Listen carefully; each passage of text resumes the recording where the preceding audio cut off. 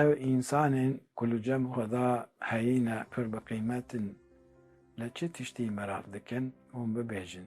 Sira wê gerdûnê çi ye? Sira hayatê hezkirin e, sira gerdûnê jî hezkirin e. Ji ber Xwedê her tişt bi hezkirinê afirandiye.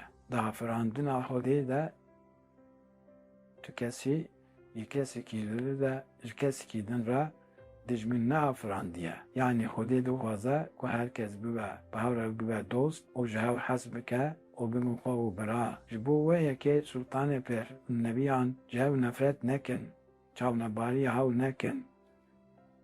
Pişta xwe nezîvirînin hev. Ey abdiyên Xwedê, xwe û bira bin. Ji ber wê yekê xwe û birayê min delal.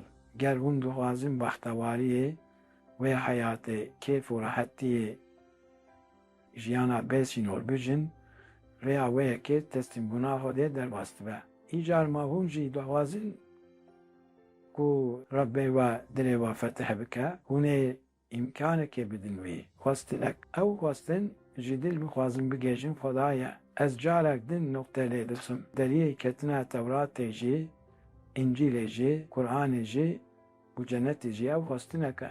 Ew xwestin ji dil bixwaze bigêje Xweda. Pirseke min ji we heye. Ma hûn dixwazin ji dilê xwe bigêjin Xweda. Ma ji ziman an ji dil anha binêrin.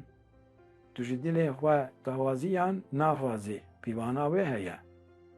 Niha çend kes zikrê Allah, Allah, Allah dibêje. Yên ku dixwazin ew in. Eger hûn nizanin ji helê zikir bipirsin.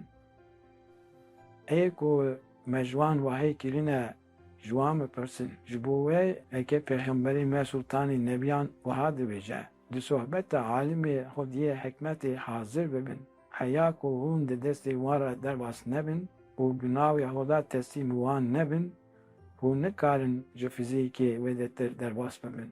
Hûn nikarin ji fîzîkê derbas bibin û Xwedê bijin. Wexta ku hûn teslîm bibin, Xwedê Teala li gor teslîmbûna we deriyan ji we re vedike û tê digehîn noktan wisa kî hûn ê jî şaş bimînin.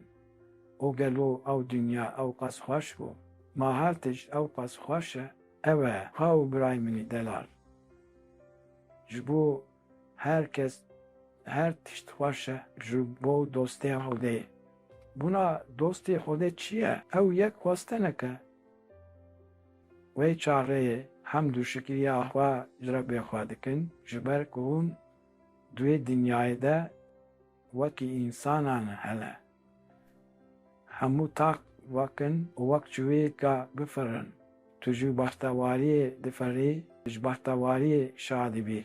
û gelo ew qas xweşik ey mirovên yan jî ji mirovlotê çawa ku ez murşîdiya xwe hezkirinê bielîmim, anha li pêşviya we çawa ku ez gayret dikim û ku hezkirin ez elîmim û ez dielîmînim. Gerek hûn jî bibin yên bi tevahiya jiyanê xwe hezkirinê bielîmin û bielîmînin.